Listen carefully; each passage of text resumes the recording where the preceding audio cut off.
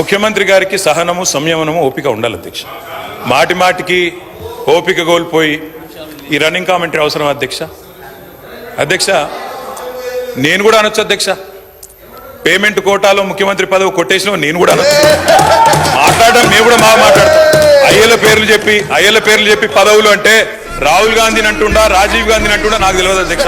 ఎవరిని అంటుండ అధ్యక్ష? ఆయన ఎవరి గురించి మాట్లాడారు? కాకపోతే హాస్యాస్పదం ఏమంటే మమ్మల్ని ఒక మాట అన్నారు అధ్యక్ష. ఏమన్నారు ముఖ్యమంత్రి గారు? ఏమన్నారు అధ్యక్ష? కేసీఆర్ గారు అనవసరంగా పంచాయతీ పెట్టుకున్నారు, ముఖ్యమంత్రిగా కేంద్ర ప్రభుత్వంతో పంచాయతీ పెట్టి కెలికి పంచాయతీలు పెట్టుకొని అనవసర బేసిజానికి వేయండి కాబట్టే 10 ఏళ్లలో ఏం కాలేదు, నేను అందుకే సఖ్యతతో ఉంటా అన్నారు. ఏమన్నారు అధ్యక్ష వారు?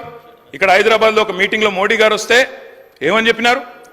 మాది కేంద్ర ప్రభుత్వంతో ఇప్పటి నుంచి బంధాలు, అనుబంధాలు, సత్సంబంధాలు ఉంటాయి. మోడీ గారు పెద్దన్న లాంటి వారు, బడే బాయ్, నేను చోటే బాయ్ అన్నారు అధ్యక్ష. అన్నాదమ్ముల అనుబంధం మంచి అద్భుతమైన సినిమా పండించిన వేదిక మీద ముఖ్యమంత్రి గారు. మరి ఏమైంది అధ్యక్ష? ఈరోజు ఏం జరిగింది అధ్యక్ష?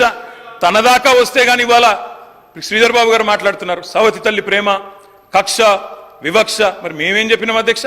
మేం చెప్పింది కూడా గదే ఇన్ని రోజులు. ఇప్పుడు మీ దాకా వస్తే మీకు తత్వం అర్థమైంది.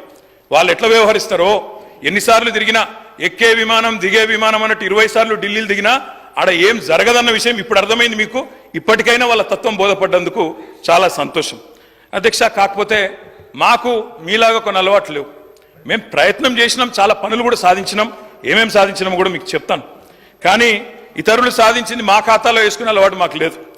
కేంద్ర ప్రభుత్వం ఆనాడు, రాష్ట్ర ప్రభుత్వం, మేమందరం కూడా కొట్లాడి ఎలివేటెడ్ కారిడార్లు, రక్షణ శాఖ భూములు, ఇవన్నీ మా ప్రభుత్వ హయాంలో వర్క్ జరిగితే కాగితం మీరున్నప్పుడు వస్తే మేము సాధించినామని గొప్పలు చెప్పుకున్నారు. పర్వాలేదు, ఏం పర్వాలేదు. మేము 30,000 ఉద్యోగాలు ఇస్తే మీరు ఇచ్చినారని చెప్పుకున్నారు, అది కూడా పర్వాలేదు. కానీ ఇప్పటికైనా తత్వం బోధపడిందేమో అని చెప్పి నేను భావిస్తా ఉన్నాను.